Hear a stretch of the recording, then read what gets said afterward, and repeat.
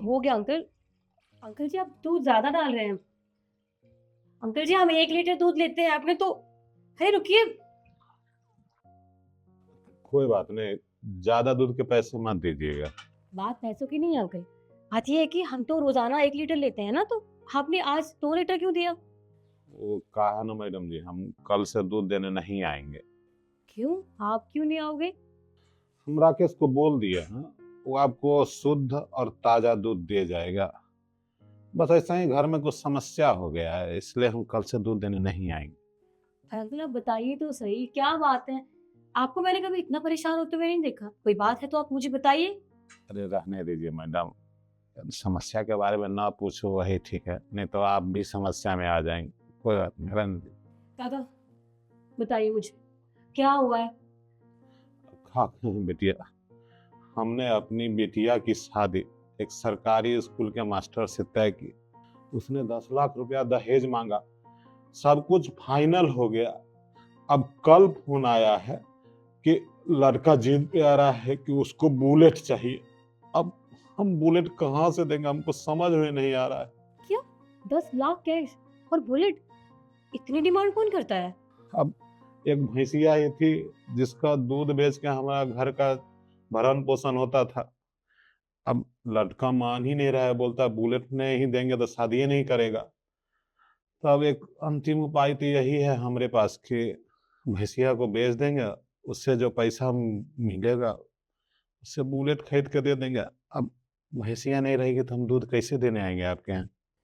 देखिए अंकल, अब वैसे थोड़ा बहुत हमसे हो पाएगा तो हम आपकी मदद ज़रूर करेंगे। लेकिन आप मेरी मानो तो आप एक काम क्यों नहीं करते?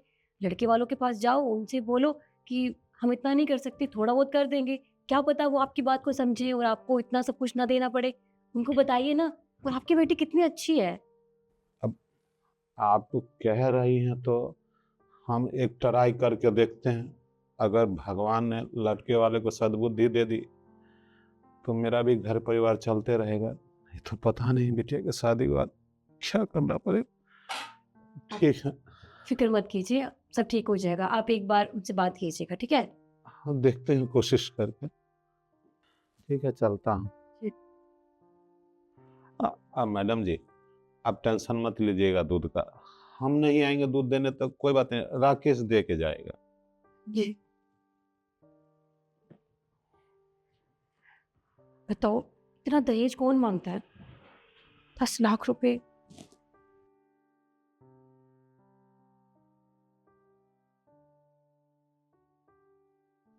ये दूध गर्म करते लो। भाभी, बस। क्या हुआ आपको? आप परेशान लग रहे हो और दूध वाले अंकल से क्या बातें कर रहे थे? क्या बताऊँ ईशु, पापा बहुत परेशान है। उनके ना बेटे की शादी है। वो लड़के वाले पता है दहेज में क्या माँग रहे हैं? 10 लाख रुपए और बुलेट।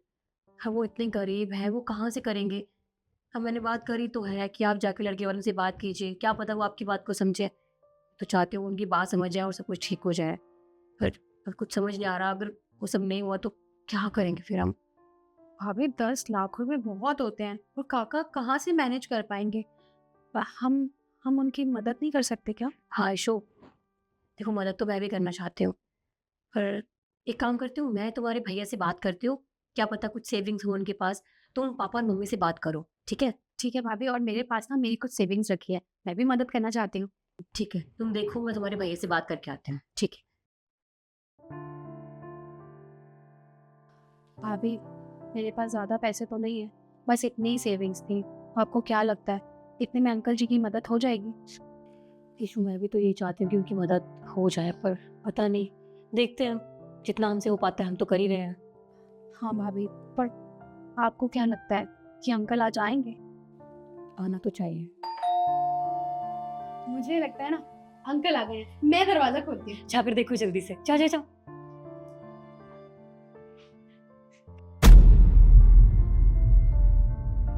मेम साहब, आपकी पानी की टंकी भर गई है तो मोटर बंद कर। ठीक है भैया।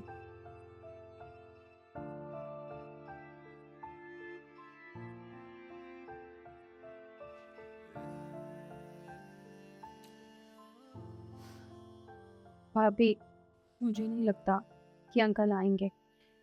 अब तो मुझे भी नहीं लगता। खैर छोड़ो, चलते हैं फिर। आप ही देख लो, शायद अखबार बना होगा। हाँ हो सकता है, तो बैठो मैं देख कर आती हूँ।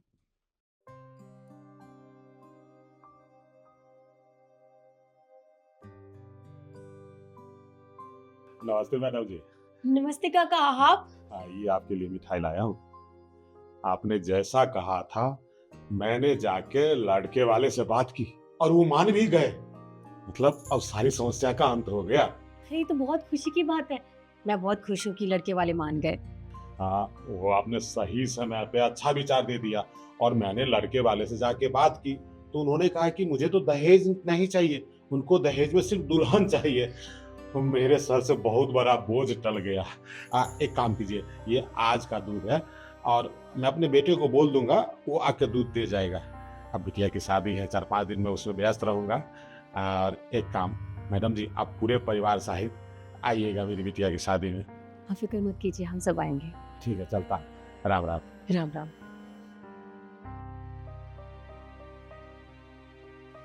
देखा ईशु, मैंने कहा था ना कि सब कुछ ठीक हो जाएगा, और देखो अब सब कुछ ठीक हो गया। सही कह रहे हो भाभी, बहुत अच्छी बात हुई ना। अभी सामान रखो और गले लगो मुझसे। अच्छा ठीक है, चलो फटाफट तैयारी कर लेते हैं। ठीक है चलो।